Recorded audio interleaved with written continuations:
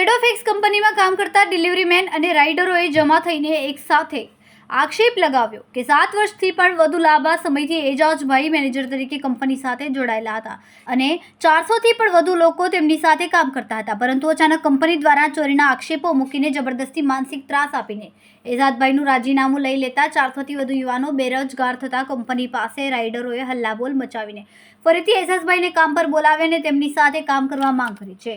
એક તરફ સુરતમાં મંદીનો માહોલ છે અને હવે કંપનીમાં અચાનક કોન્ટ્રાક્ટ ઉપર કર્મચારીઓને રાખવાના નિર્ણયથી હાલમાં 400થી વધુ રાઇડરો બેરોજગાર થશે, જેથી કર્મચારીઓએ કંપનીને ફરીથી કામ ઉપર એજાજભાઈને લેવા માટેની માંગ સાથે લેખિતમાં જેટલા કર્મચારી છે તેને કોન્ટ્રાક્ટ ઉપર ન રાખે, જેવી રોજિંદા પ્રમાણે કામ કરે છે તે જ પ્રકારે રાખવાની માંગ કરી હતી। હાલમાં તો આ મામલો સારોલી પોલીસ સ્ટેશને પહોંચી ગયો છે અને હવે જોવાનું એ રહ્યું કે આવનાર સમયમાં શેડોફિક્સ કુરિયર પંપ કયો નિર્ણય કરે છે અને આ બેરોજગાર થતા લોકોને રોજગાર ફરીથી પાછો સુપરત કરે છે કે નહીં એ તો આવનારો સમય જ બતાવશે। પટેલ જુનેદ, मैं एज अ राइडर साइडोफिक्स में जॉब करूँ छूँ। मैंने 7 થી 8 વર્ષ થઈ ગયા। હવે અહીંયા આવું છે કે અમારા જે મેનેજર સાહેબ છે એમને બેંગ્લોર બોલાવ્યા અને મેન્ટલી ટોર્ચર કરીને એમને રિઝાઇન મુકાઈ દીધું। એમાં અમારા જે ઉપરના જે સર છે કૃષ્ણકાંત અને રંજીત સર, એ બંનેઓ બહુ મેન્ટલી ટોર્ચર કર્યું છે અમારા એજાજભાઈને ને એમને ચોરીનો બ્લેમ રાખ્યો કે ભાઈ તું બી ચોર છે ને તારા જે બધા રાઇડર છે સુરતના 400-500 એ બધા ચોર છે, તો ભાઈ તું રિઝાઇન મૂકી દે ને અમે રાઇડરને હટાવીને અમે કોન્ટ્રાક્ટ પર આપી દેવાના છે આખું સુરત। હવે એ લોકો કોન્ટ્રાક્ટ પર આપી દેશે તો એ લોકો પર પેકેટ 1 રૂપિયામાં કોન્ટ્રાક્ટને આપવાનું કહે છે। અમે ઓલરેડી 1 રૂપિયા 15 પૈસામાં જોબ કરીએ છીએ। હવે કોન્ટ્રાક્ટવાળો રૂપિયામાં લેશે તો એ લોકો 70 પૈસા 60 પૈસામાં બીજાને આપશે, તો એમાં સેલેરી બનશે 10,000 12,000। હવે માણસ એમાં પેટ્રોલ પુરાવશે કે શું કરશે શું નહીં, બરાબર, તો ઘર કેવી રીતે ચલાવશે? તો અમારી એક જ છે કે ભાઈ જે કંપની રોલ પર અમારું ચાલે છે એ જ ચાલે ને અમારા એજાજ સર અમને પાછા મળે ને એજાજ સર અહીંયા જોબ પર ઓન રોલ આવી જાય શેડોફિક્સમાં ને જે કંપનીને બેઝ પર અમે જે બધા જોબ કરતા હતા 400-500 રાઇડર એ બધા કંપની જોબ પર જ લાગી જાય ને અમારું એક જ છે કે ભાઈ અમે 2016-17થી અહીંયા જોબ કરીએ છીએ। જ્યારથી શેડોફિક્સ સ્ટાર્ટ થયું છે ત્યારથી અમે જોબ કરીએ છીએ, આજ સુધી એવી કોઈ દિવસ પ્રોબ્લેમ આવી નથી।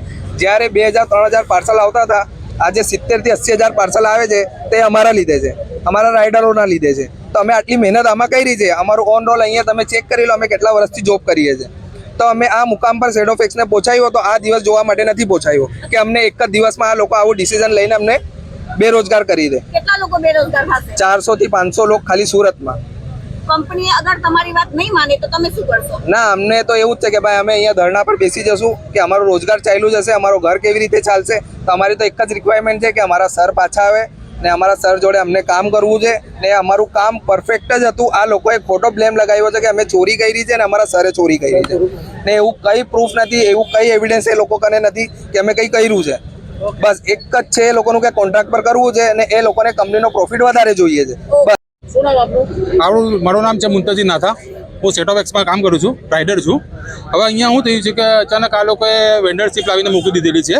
હવે અહીંયા ઘણા ટાઈમથી 400-500 છોકરા કામ કરે છે, અહીંયા 5 વેન્ડરશીપ છે અલગ અલગ જગ્યામાં। હવે અહીંયા શું છે કે અમારા જે એજાજ ભવાની સાહેબ જે છે અમારા, એ ભાઈને બેંગ્લોર બોલાવીને માનસિક ટોર્ચર આપ્યું, આ એમ તેમ બધી વાતચીત કરી, એ ભાઈને વધારે માનસિક કરીને એ ભાઈને રાજીનામું આપી દીધું। હવે અમારું એ માંગ છે કે એ સાહેબને બોલાવો પાછા, કે અમારે એમના કામ કરવાની મજા આવતી હતી, અમારું રિસ્પેક્ટ બી કરતા હતા। અમારું કામ આટલા ટાઈમથી અમે કામ કરીએ છીએ, 4-5 વર્ષ થઈ ગયા, મને આટલો રિસ્પોન્સ આપે છે। હવે હમણાં શું છે કે ઘણી છોકરા લોકો 400-500 છોકરા એમ જ નોકરીના પ્રોબ્લેમ ચાલી રહેલો છે ને એમાં આ લોકો આ મુદ્દો લાવીને મૂકી દીધો। હવે વેન્ડરશીપમાં શું થાય છે સાહેબ કે સેલેરીમાં પોસાય નહીં એવું છે કામ, એટલે હવે અમારી એ માંગ છે કે અમારી આ જોઈએ જ નહીં, અમારે જોઈએ એજાજ ભવાની સાહેબ જોઈએ, અમે એમના હાથે કામ કરીશું ને મંદીનો માહોલ બી છે સાહેબ, એટલે હવે અમને તમે તમારો સપોર્ટ એટલા માટે લઈ રહેલા છે કે અમારે આગળ કંઈ કાર્યવાહી થાય। કઈ કંપની છે ને કેટલા વર્ષો? આ શેડોફિક્સ કંપની છે 10-12 વર્ષ થઈ ગયા છે સાહેબ। હવે એમાં શું છે કે આ લોકો એમ જ કામ ઓછું થઈ રહેલું છે ઓનલાઈનનું ને એમાં હજુ પાછા આ લોકો વેન્ડરશીપ લાવીને મૂકી દીધી, એટલે એમાં કામ થાય જ નહીં। આદમીનો મહિનાનો ગુજારો નીકળવું તો જોઈએ કે નહીં જોઈએ, એટલે કે હવે 10-12 હજારમાં કંઈ નહીં થાય સાહેબ। આમાં શું છે કે અમે મહેનત બી કરતા હતા, અમે ગાડી પોટલા બી લઈને આવ્યા, અમે એટલી મહેનત કરીએ છીએ કે જે કે મજૂર જ છે અમે એવું સમજીને ચાલો, બરાબર છે। હવે એમાં આ લોકો વેન્ડરશીપ લાવીને મૂકી દીધી એટલે અમારી પાસે કામ થાય એવું નથી સાહેબ। શું માંગ છે તમારી? અમારી માંગ એ છે કે અમારું જે પહેલે પ્રોસેસ ચાલતો તે જ પ્રોસેસ તમે ચલાવો ફેરથી ને એજાજભાઈને બોલાવો તમે, અમારે મેન એજાજભાઈ જ જોઈએ અમારા, કે એ ભાઈ અમારા ફીલ અમારું બધું પ્રોબ્લેમ સમજે છે એ ભાઈ। તમારી માંગ સ્વીકારવામાં નહીં આવે તો અમે પછી આગળ કઈ કાર્યવાહી કરીશું સાહેબ. અમે તમારો સપોર્ટ બી લેશું ને, પત્રકાર અમને એની ટાઈમ કામ લાગે છે એટલે અમે પત્રકારનો બી સપોર્ટ લેશું. આગળ બી અમે કાર્યવાહી કરીશું કે અમને જ્યાં સુધી નાનો અન્યાય મળે નહીં ત્યાં સુધી અમે કશું કરવા દેવા માંગવા નથી. અચ્છા, કંપનીના જે ઓનર છે કે જે પણ છે મેનેજર છે, તમે એને રજૂઆત કરી? હા, અમારા છે મેનેજર છે, મારા બી મેનેજર છે, ઇમરાન સાહેબ છે, એજાજ ભવાની સાહેબ છે, અમારા બધા સાહેબ છે.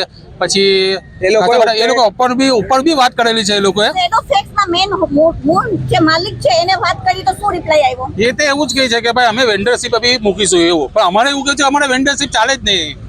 કે અમારે જે કામ જે રીતે ચાલે છે એમાં કામ અમારે પોસાય એવું છે, બાકી વેન્ડરશીપમાં પોસાય એવું નથી. એટલે કોન્ટ્રાક્ટર વાળું થઈ જાય એમાં હું કે પછી તમે જાઓ તમારો કોન્ટ્રાક્ટ. અમારે કેવું એ નહીં છે, અમે જે આ કંપની બેઝ પર જ જોઈએ છે, અમને કંપની હાથે જ કામ કરવું છે એવું. કંપની અમને જે કામ આપે એ જ કામ અમે કંપની હાથે કરીશું. વેન્ડરશીપ અમને નહીં ચાલે.